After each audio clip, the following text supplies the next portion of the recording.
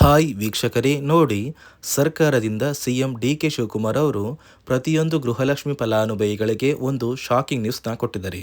ಹೌದು ವೀಕ್ಷಕರೇ, ಸುಮಾರು 5 ಲಕ್ಷಕ್ಕಿಂತ ಅಧಿಕ ಗೃಹಲಕ್ಷ್ಮಿ ಫಲಾನುಭವಿಗಳ ಬ್ಯಾಂಕ್ ಖಾತೆಗೆ ಇನ್ನು ಮುಂದೆ ಗೃಹಲಕ್ಷ್ಮಿ ಹಣ ಕ್ಯಾನ್ಸಲ್ ಆಗ್ತಾ ಇದೆ.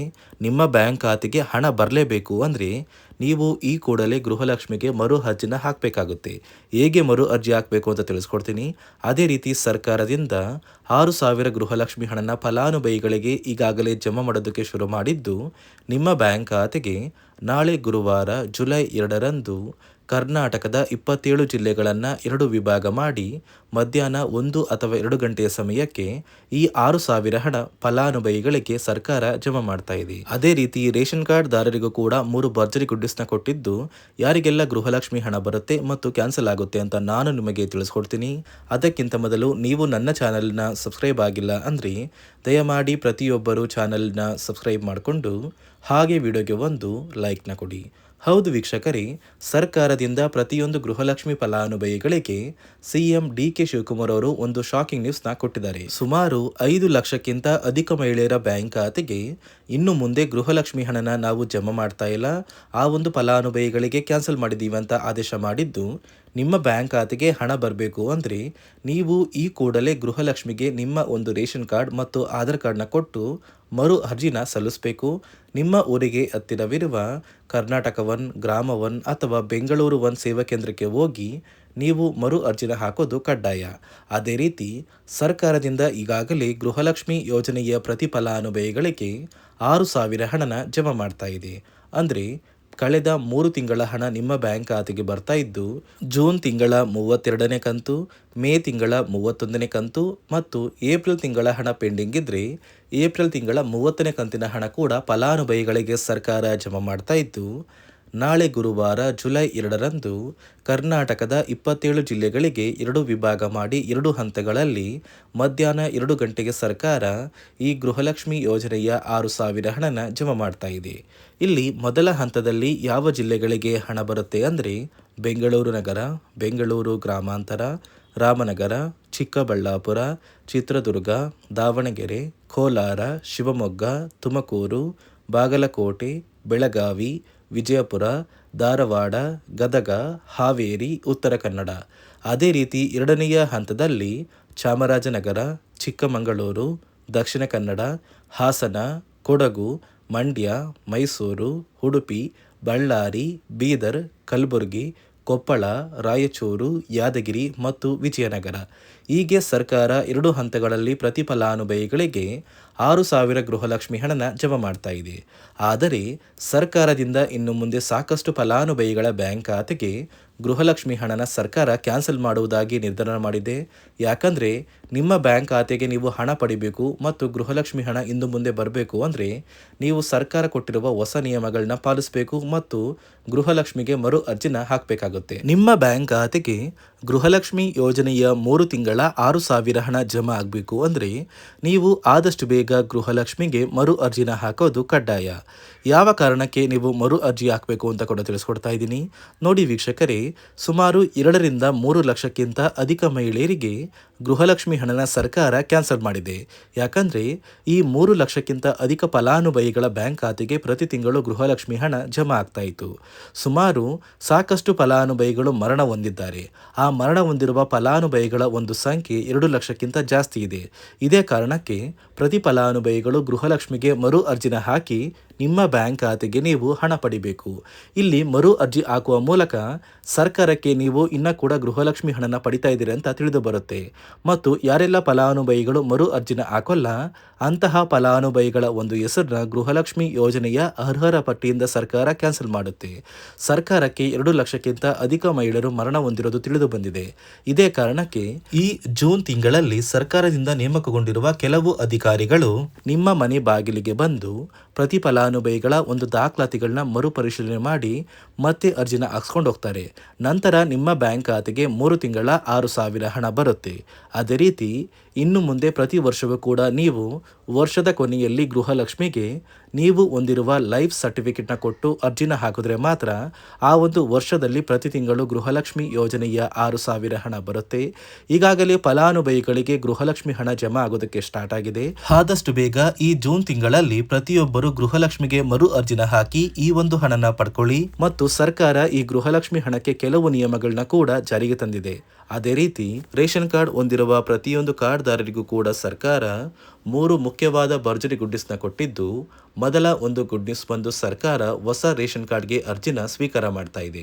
ನೀವು ಕೂಡ ಹೊಸ ರೇಷನ್ ಕಾರ್ಡ್ನ ಪಡಿಬೇಕು ಅಂದರೆ ಆದಷ್ಟು ಬೇಗ ಅರ್ಜಿನ ಹಾಕಿ. ಅದೇ ರೀತಿ ಎರಡನೆಯ ಒಂದು ಗುಡ್ ನ್ಯೂಸ್ ಬಂದು ನೋಡಿ ವೀಕ್ಷಕರೇ, ನಿಮ್ಮ ಒಂದು ರೇಷನ್ ಕಾರ್ಡ್ಗೆ ಸರ್ಕಾರದಿಂದ ಈ ಜೂನ್ ತಿಂಗಳಲ್ಲಿ 3 ತಿಂಗಳಿಗೆ ಬರುವಂತಹ 15 ರೀತಿಯ ಆಹಾರ ಪದಾರ್ಥಗಳನ್ನ ಸರ್ಕಾರ ಉಚಿತವಾಗಿ ಕೊಡ್ತಾ ಇದೆ. ಈ ಜೂನ್ ತಿಂಗಳಲ್ಲಿ ಸಿಗಬೇಕಾಗಿರುವಂತಹ ಇಂದಿರಾ ಕಿಟ್ ಮತ್ತು ಮೇ ತಿಂಗಳಲ್ಲಿ ನಿಮಗೆ ಬರಬೇಕಾಗಿರುವಂತಹ ಒಂದು ಇಂದಿರಾ ಕಿಟ್, ಅದೇ ರೀತಿ ಏಪ್ರಿಲ್ ತಿಂಗಳಲ್ಲೂ ಕೂಡ ನಿಮ್ಮ ಒಂದು ರೇಷನ್ ಕಾರ್ಡ್ಗೆ ಇಂದಿರಾ ಕಿಟ್ನ ಕೊಟ್ಟಿಲ್ಲ. ಒಟ್ಟು 3 ತಿಂಗಳ 15 ಆಹಾರ ಪದಾರ್ಥಗಳನ್ನ ಸರ್ಕಾರ ಪ್ರತಿ ಕಾರ್ಡ್ದಾರರಿಗೆ ವಿತರಣೆ ಮಾಡ್ತಾ ಇದೆ. ಮೂರನೆಯ ಒಂದು ಗುಡ್ ನ್ಯೂಸ್ ಬಂದು, ಇನ್ನು ಮುಂದೆ ನೀವು ಉಚಿತ ಅಕ್ಕಿ ಪಡಿಬೇಕು ಅಂದರೆ ಆ ಒಂದು ಬಯೋಮೆಟ್ರಿಕ್ ಮಷಿನ್ ಮೇಲೆ ಬೆರಳಿಡುವಂತಹ ಅವಶ್ಯಕತೆ ಇಲ್ಲ. ಯಾಕಂದರೆ ಇದೀಗ ಸರ್ಕಾರ ನಿಮ್ಮ ಒಂದು ಬೆರಳು ಆ ಒಂದು ಮಷಿನಲ್ಲಿ ಎಂಟ್ರಿ ಆಗಿಲ್ಲ ಅಂದರೂ ಕೂಡ ಆ ಒಂದು ಅಧಿಕಾರಿಗಳು ಪುಸ್ತಕದಲ್ಲಿ ನಿಮ್ಮ ಒಂದು ಹೆಸರನ್ನ ಬರ್ಕೊಂಡು ನಿಮ್ಮ ಕಾರ್ಡಿಗೆ ಅಕ್ಕಿನ ಕೊಡಬೇಕು ಅಂತ ಸರ್ಕಾರ ಆದೇಶ ಕೊಟ್ಟಿದ್ದು, ಈ 3 ಗುಡ್ ನ್ಯೂಸ್ನ ಪ್ರತಿಯೊಂದು ಫಲಾನುಭವಿಗಳಿಗೆ ಸರ್ಕಾರ ಕೊಡ್ತಾ ಇದೆ. ಇದರ ಜೊತೆಗೆ ನಿಮ್ಮ ಬ್ಯಾಂಕ್ ಖಾತೆಗೆ ಗೃಹಲಕ್ಷ್ಮಿ ಯೋಜನೆಯ ಹಣ ಇನ್ನು ಮುಂದೆ ಬರಬೇಕು ಅಂದರೆ 5 ರೀತಿಯ ಹೊಸ ನಿಯಮಗಳನ್ನ ನೀವು ಪಾಲಿಸಬೇಕು ಅಂತ ಸರ್ಕಾರ ಆದೇಶ ಕೊಟ್ಟಿದೆ. ಅದೇ ರೀತಿ ನೋಡಿ ಸ್ನೇಹಿತರೆ, ಈ ಬಾರಿ ಸುಮಾರು 3 ಲಕ್ಷಕ್ಕಿಂತ ಅಧಿಕ ಫಲಾನುಭವಿಗಳ ಬ್ಯಾಂಕ್ ಖಾತೆಗೆ ಸರ್ಕಾರ ಗೃಹಲಕ್ಷ್ಮಿ ಯೋಜನೆಯ ಹಣನ ಜಮಾ ಮಾಡ್ತಾ ಇಲ್ಲ. ಕಾರಣ ಏನು ಅಂದರೆ, ನಿಮ್ಮ ಬ್ಯಾಂಕ್ ಖಾತೆಗೆ ಡೆಬಿಟ್ ಮೂಲಕ ಹಣ ಜಮಾ ಮಾಡುವಂತಹ ಸಂದರ್ಭದಲ್ಲಿ ಸರ್ಕಾರ ಸಾಕಷ್ಟು ಫಲಾನುಭವಿಗಳ ಒಂದು ಬ್ಯಾಂಕ್ ಖಾತೆಗೆ ಹಣ ಜಮಾ ಮಾಡೋದನ್ನು ಕ್ಯಾನ್ಸಲ್ ಮಾಡಿದೆ. ಯಾಕಂದರೆ ಇತ್ತೀಚೆಗೆ ಹಣಕಾಸು ಇಲಾಖೆ ಜಾರಿಗೆ ತಂದಿರುವ 5 ನಿಯಮಗಳ ಆಧಾರದ ಮೇಲೆ ಪ್ರತಿಯೊಂದು ಫಲಾನುಭವಿಗಳಿಗೆ ಸರ್ಕಾರ ಈ ಒಂದು ಹಣನ ಜಮಾ ಮಾಡ್ತಾ ಇದ್ದು, ಯಾರೆಲ್ಲ ಫಲಾನುಭವಿಗಳು ಈ ನಿಯಮಗಳನ್ನ ಪಾಲಿಸಿಲ್ಲ ನಿಮ್ಮ ಬ್ಯಾಂಕ್ ಖಾತೆಗೂ ಕೂಡ ಹಣ ಜಮಾ ಆಗೋದಿಲ್ಲ. ಹಾಗಾದರೆ ಬನ್ನಿ ಸ್ನೇಹಿತರೆ, ಸರ್ಕಾರ ಜಾರಿಗೆ ತಂದಿರುವ ಆ 5 ಹೊಸ ನಿಯಮಗಳು ಏನು ಅಂತ ನಾನು ನಿಮಗೆ ತಿಳಿಸ್ಕೊಡ್ತಾ ಇದ್ದೀನಿ. ನೋಡಿ ಸ್ನೇಹಿತರೆ, ಮೊದಲನೆಯ ಒಂದು ನಿಯಮ ಬಂದು, ಸಾಕಷ್ಟು ಫಲಾನುಭವಿಗಳು ಹೊಂದಿರುವಂತಹ ಒಂದು ರೇಷನ್ ಕಾರ್ಡ್ ಏನಿದೆ, ಆ ಒಂದು ರೇಷನ್ ಕಾರ್ಡ್ನ ಮನೆಯ ಸದಸ್ಯರ ಪ್ರತಿಯೊಬ್ಬರ ಒಂದು ಆಧಾರ್ ಕಾರ್ಡ್ನ ನಿಮ್ಮ ರೇಷನ್ ಕಾರ್ಡ್ಗೆ ಕಡ್ಡಾಯವಾಗಿ ಲಿಂಕ್ ಮಾಡಿಸ್ಬೇಕು. ಅಂದರೆ ಈ ಒಂದು ಲಿಂಕ್ ಮಾಡಿಸುವಂತಹ ಒಂದು ಪ್ರೊಸೀಜರ್ಗೆ ಸರ್ಕಾರ KYC ಅಂತ ಕರೀತಾರೆ. ನಿಮ್ಮ ರೇಷನ್ ಕಾರ್ಡ್ಗೆ ಇನ್ನೂ ಸಹ KYC ಆಗಿಲ್ಲ ಅಂದರೆ ನಿಮ್ಮ ಬ್ಯಾಂಕ್ ಖಾತೆಗೆ ಸರ್ಕಾರ ಮುಂದಿನ ದಿನಗಳಲ್ಲಿ ಗೃಹಲಕ್ಷ್ಮಿ ಯೋಜನೆಯ ಹಣನ ಕ್ಯಾನ್ಸಲ್ ಮಾಡುತ್ತೆ. ಅದೇ ರೀತಿ ಎರಡನೆಯ ಒಂದು ನಿಯಮ ಬಂದು, ಸಾಕಷ್ಟು ಫಲಾನುಭವಿಗಳು ಕಳೆದ 3 ತಿಂಗಳಿಂದ ಸರ್ಕಾರದಿಂದ ಬರ್ತಾ ಇರುವಂತಹ ಒಂದು ರೇಷನ್ ಏನಿದೆ, ಅಂದರೆ ಉಚಿತ ಅಕ್ಕಿ ಏನಿದೆ, ಈ ಒಂದು ರೇಷನ್ನ ಪಡ್ಕೋತಾ ಇಲ್ಲ. ಒಂದು ವೇಳೆ ಕಳೆದ 3 ತಿಂಗಳಿಂದ ನೀವು ರೇಷನ್ನ ಪಡ್ಕೊಂಡಿಲ್ಲ ಅಂದರೆ ಸರ್ಕಾರ ನಿಮ್ಮ ಬಳಿ ಇರುವಂತಹ ಒಂದು ರೇಷನ್ ಕಾರ್ಡ್ನ ಕ್ಯಾನ್ಸಲ್ ಮಾಡುತ್ತೆ. ನಿಮ್ಮ ರೇಷನ್ ಕಾರ್ಡ್ನ ಸರ್ಕಾರ ಕ್ಯಾನ್ಸಲ್ ಮಾಡಿದರೆ ನಿಮ್ಮ ಬ್ಯಾಂಕ್ ಖಾತೆಗೆ ಗೃಹಲಕ್ಷ್ಮಿ ಯೋಜನೆಯ ಹಣ ಇರ್ಬೋದು ಮತ್ತು ಸರ್ಕಾರದಿಂದ ಬರುವಂತಹ ಒಂದು ಸೌಲಭ್ಯಗಳನ್ನ ನೀವು ಕಳ್ಕೋಬೇಕಾಗುತ್ತೆ. ಅದೇ ರೀತಿ ಮೂರನೆಯ ಒಂದು ನಿಯಮ ಬಂದು, ನೋಡಿ ಸ್ನೇಹಿತರೆ, ನಿಮ್ಮ ಬಳಿ ಇರುವಂತಹ ಒಂದು ಆಧಾರ್ ಕಾರ್ಡ್ ಏನಿದೆ, ಆ ಒಂದು ಆಧಾರ್ ಕಾರ್ಡ್ನ ಕಳೆದ 15 ವರ್ಷಗಳಲ್ಲಿ ನೀವು ಯಾವುದೇ ರೀತಿಯ ಒಂದು ತಿದ್ದುಪಡಿನ ಮಾಡಿಸಿಲ್ಲ ಅಂದರೆ ನಿಮ್ಮ ಬ್ಯಾಂಕ್ ಖಾತೆಗೆ ಸರ್ಕಾರ ಗೃಹಲಕ್ಷ್ಮಿ ಯೋಜನೆಯ ಹಣನ ಕ್ಯಾನ್ಸಲ್ ಮಾಡುತ್ತೆ. ಯಾಕಂದರೆ ಸರ್ಕಾರದಿಂದ ಬಂದಿರುವಂತಹ ಒಂದು ಆದೇಶದ ಪ್ರಕಾರ ಪ್ರತಿಯೊಂದು ಫಲಾನುಭವಿಗಳು ಕಳೆದ 15 ವರ್ಷಗಳಲ್ಲಿ ಯಾವುದೇ ರೀತಿಯ ಒಂದು ತಿದ್ದುಪಡಿನ ನಿಮ್ಮ ಆಧಾರ್ ಕಾರ್ಡ್ಗೆ ನೀವು ಮಾಡಿಸಿಲ್ಲ ಅಂದರೆ ಕಡ್ಡಾಯವಾಗಿ ಆದಷ್ಟು ಬೇಗ ನಿಮ್ಮ ಆಧಾರ್ ಕಾರ್ಡ್ಗೆ ತಿದ್ದುಪಡಿನ ಮಾಡಿಸಿ. ಅದೇ ರೀತಿ ನಾಲ್ಕನೆಯ ಒಂದು ನಿಯಮ ಬಂದು, ನಿಮ್ಮ ಕುಟುಂಬದ ಒಂದು ವಾರ್ಷಿಕ ಆದಾಯ 7 ಲಕ್ಷಕ್ಕಿಂತ ಕಡಿಮೆ ಇರಬೇಕು. ಒಂದು ವೇಳೆ ನಿಮ್ಮ ಕುಟುಂಬದ ವಾರ್ಷಿಕ ಆದಾಯ 7 ಲಕ್ಷಕ್ಕಿಂತ ಜಾಸ್ತಿ ಇದ್ದರೆ ನಿಮ್ಮ ಬ್ಯಾಂಕ್ ಖಾತೆಗೆ ಸರ್ಕಾರ ಗೃಹಲಕ್ಷ್ಮಿ ಯೋಜನೆಯ ಹಣನ ಕ್ಯಾನ್ಸಲ್ ಮಾಡುತ್ತೆ. ಅದೇ ರೀತಿ ಐದನೆಯ ಒಂದು ನಿಯಮ ಬಂದು, ನಿಮ್ಮ ಕುಟುಂಬದ ಸದಸ್ಯರು ಅಥವಾ ಗೃಹಲಕ್ಷ್ಮಿ ಯೋಜನೆಯ ಫಲಾನುಭವಿಗಳು ಯಾರು ಕೂಡ ಸರ್ಕಾರಿ ನೌಕರರಾಗಿ ಕಾರ್ಯನಿರ್ವಹಿಸ್ತಾ ಇರಬಾರ್ದು. ಒಂದು ವೇಳೆ ನಿಮ್ಮ ಕುಟುಂಬದಲ್ಲಿ ಯಾರೇ ಆಗಿದ್ರೂ ಸರ್ಕಾರಿ ನೌಕರರಾಗಿ ಕಾರ್ಯನಿರ್ವಹಿಸ್ತಾ ಇದ್ದರೆ ನಿಮ್ಮ ಬ್ಯಾಂಕ್ ಖಾತೆಗೆ ಗೃಹಲಕ್ಷ್ಮಿ ಯೋಜನೆಯ ಹಣ ಕ್ಯಾನ್ಸಲ್ ಆಗುತ್ತೆ. ಈ 5 ನಿಯಮಗಳ ಆಧಾರದ ಮೇಲೆ ಪ್ರತಿಯೊಂದು ಫಲಾನುಭವಿಗಳಿಗೆ ಸರ್ಕಾರ ಹಣ ಜಮಾ ಮಾಡ್ತಾ ಇದೆ.